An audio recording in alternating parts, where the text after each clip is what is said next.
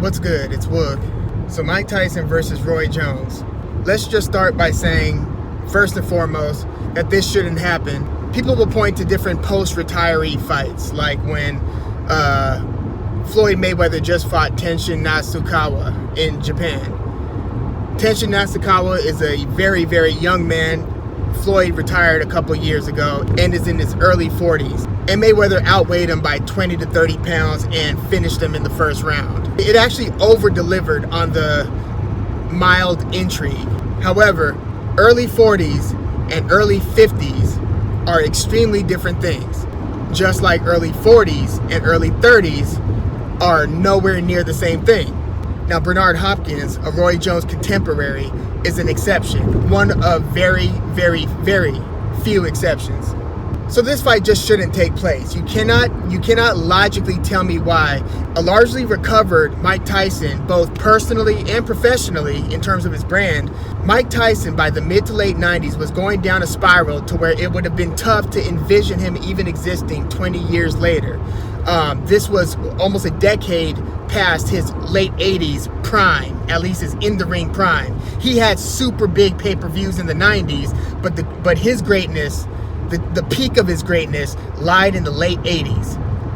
By the mid-90s, yes, he was still one of sports' biggest celebrities, but he was pretty well past his late 80s prime as far as his commitment to the sport, his performance in the ring, and then he was largely done by the early 2000s. To where he fought this dude who nobody knew, Kevin McBride. Only hardcore boxing fans would even know who Kevin McBride is.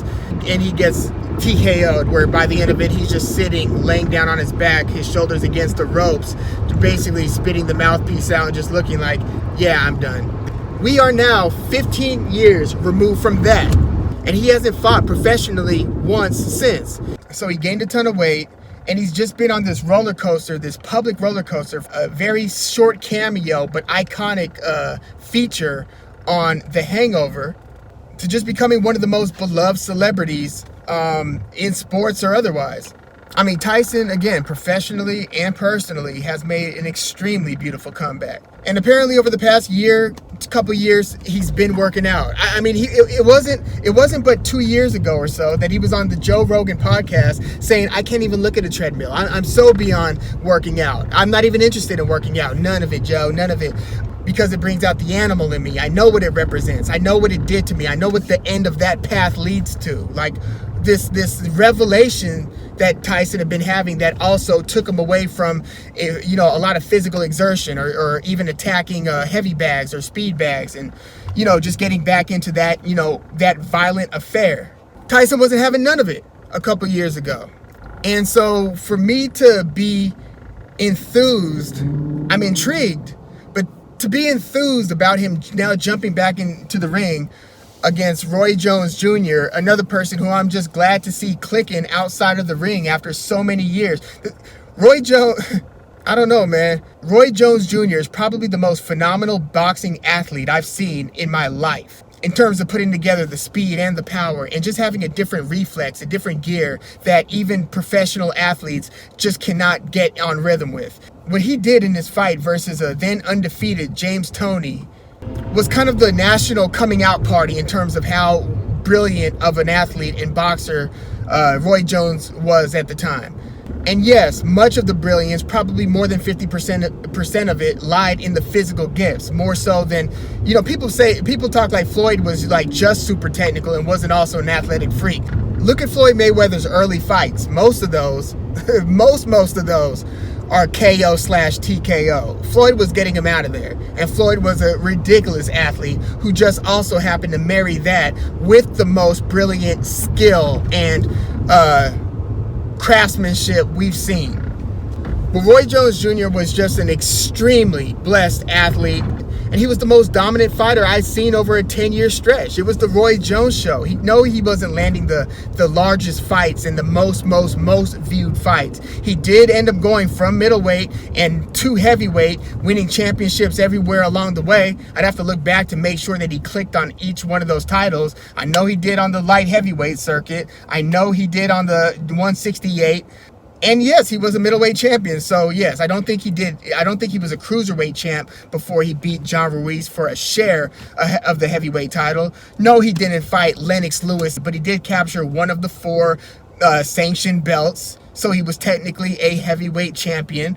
You have to always look at that throughout the history of boxing to see who like the true champs were and who had a share of the belt. In fairness, Jones, by beating Ruiz at the time, had a share of the belt, but he was by no means the man at heavyweight. But he did capture a share of the title, which was a brilliant feat, as was coming back down to beat Antonio Tarver. People often forget. They remember him coming back and getting knocked out in the second round. Totally unbelievable. Shook up the boxing world. Roy Jones has been KO'd because, again, he was the most dominant fighter we had seen since Tyson, but he was that dominant over a 10-year span. Close to 10 years. We'll call it 8. And suddenly gets knocked out after beating Antonio Tarver, giving Tarver a rematch. Why did he give Tarver a rematch? He could have very well gone back up to heavyweight. Andre Ward talks about this on his Joe Rogan episode. He should have just fought Tyson in a cash-out fight. You've proven everything. You don't have to then try to lose the weight again. Fight Tarver, still be gifted enough to win that fight. It ended up being a little bit of a dogfight. We weren't even used to seeing Roy in competitive fights where he's having to dig deep because he was so much better than everybody else. Yes, there were a couple fights that never materialized that could have been interesting, but I err on the side of Roy in terms of these hypothetical matchups. What if Prime Roy fought this guy? What if Prime Roy fought Golovkin? Prime Roy showed me enough to favor Roy Jones in any scenario you could draw up involving Roy at 160 or 168. Canelo, it doesn't matter. It was Roy Jones Jr. And those that remember that, remember that. But after that knockout loss in the Tarver rematch, he goes on to get knocked out several more times. Sometimes by very, very good boxers like Glen Johnson. Other times by people had never heard of before. And by this time, he's fighting out in like Russia. He actually has Russian citizenship. But he's fighting out in Russia, and it's like, you see it on one of those grainy, YouTube might have just been around at the time, these grainy screens, like, yeah, that's Roy Jones in there. It's not HD quality, and he's fighting far overseas. Nobody's really watching this. It's like, why is Roy still fighting by this point? And then he's getting KO'd out there in very devastating fashion, where you just hope at that point that he can recover cognitively and he goes on to live a healthy life. And he is. He had a brilliant career as a broadcaster with the most esteemed cast in boxing history. Over the Lampley era, he worked with everybody from Larry Merchant for much of the time to then Max Kellerman, who ended up taking Larry Merchant's job. And then in the other seat, you had George Foreman. You had Emmanuel Stewart, the late famed, one of the greatest trainers of all time. To have these guys in these seats calling the fights, no, they're not all calling it perfectly. And I've taken plenty issues with Jim Lampley. But these were esteemed broadcasts that ended up kind of defining with the viewers of these great fights over the courses of decades of what the soundtrack to these fights were. And Roy Jones then became a part of that pantheon. So what the hell are you doing getting back in the ring with Mike, man? I hope, and I don't think that this is a I need the money fight. It looks like this company, Triller, is sponsoring, allegedly, reportedly putting out like $50 million for the streaming rights to this fight. So, I don't know what their intentions are, but anytime you start talking business and it looks like there's money to be made, everybody who's around is going to be down. You know what I mean? If this fight happens, it's not because it should happen. It's because that's what happens when there's an opportunity to make a lot of money. The parties that are then involved want to make money too. So whether it's the best idea or not, it's probably going to happen. We could break down the fight. It's a long time between now and when the fight happens. And we will. We'll go over the technique of this fight. But my early thoughts are, I hope the fight doesn't happen. If it does, I think I'm going Mike Tyson, and it's because I know Roy doesn't have a chin, and I know that if there's anything that Tyson can still do, it's punch hard for probably the first 90 minutes of any round, or at least of the first 2 rounds. I don't know, man. These are old dudes right now, and this could end up looking very sad with them just kind of standing around, but I don't know. Like, can Roy Jones keep the fight in the center of the ring?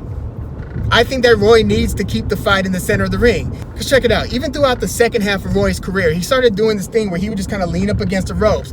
Not too many clean punches would be getting through because he was pretty gifted. He had good reflexes, and then he could return fire faster than anybody could respond. Sometimes he would hold his hands behind his back and knock the person out with the next punch. Good fighters. Not too many great fighters, but good fighters he's doing this to. A couple great fighters, don't get me wrong, but Roy Jones was just off the charts amazing. So he could afford to lean up against the ropes without much consequence. Couldn't do that in his last few fights. He would end up unconscious, literally, in multiple fights, at least 3, where you are asleep and people are like, trying to wake you up. Jesus, Roy. But for Roy to perform well, he's going to have to keep this in the center of the ring for as much as possible. He's going to have to stay out of the way of Tyson's power. I don't know. I know Tyson could bring it for the first half of the first round. This is only scheduled for 8. If this ends up going 8, you got your money's worth, okay? Beyond the 5th, I don't see it being a very spirited affair. But yeah, it looks like this fight's gonna happen. We could get into the X's and O's of it. I think early I'm leaning Mike, just because I see more scenarios where Mike could win. I think Mike could potentially win a decision because Roy got very inactive throughout the later stages of his career, where he just wasn't throwing a lot of punches. But again, Tyson hasn't fought in 15 years. And a couple videos of him showcasing flashing hand speed is going to convince me that he's now a formidable threat to be able to hit moving targets that are throwing punches back over the course of any period of time. The legs are the first to go, and that's going to be the issue in this fight. Whoever's going to have to do it is going to have to do it quick, because it's going to look pretty sad pretty early. I don't know, man. We're going to talk about this one later. I just wanted to give you some early thoughts. Again, I'm picking Mike. I see more scenarios where he gets the W. But damn. It is intriguing, and it's involving 2 of the most enigmatic, brilliant people we had ever seen in the ring. And the fact that we're even talking about this fight really speaks to how much they captured the imagination. But do we draw a line somewhere? Let me know your thoughts. Should this fight go down? If it does, who are you taking and why? Please like and subscribe if you're into the fight talk. I'm Woog. Thanks for tuning in.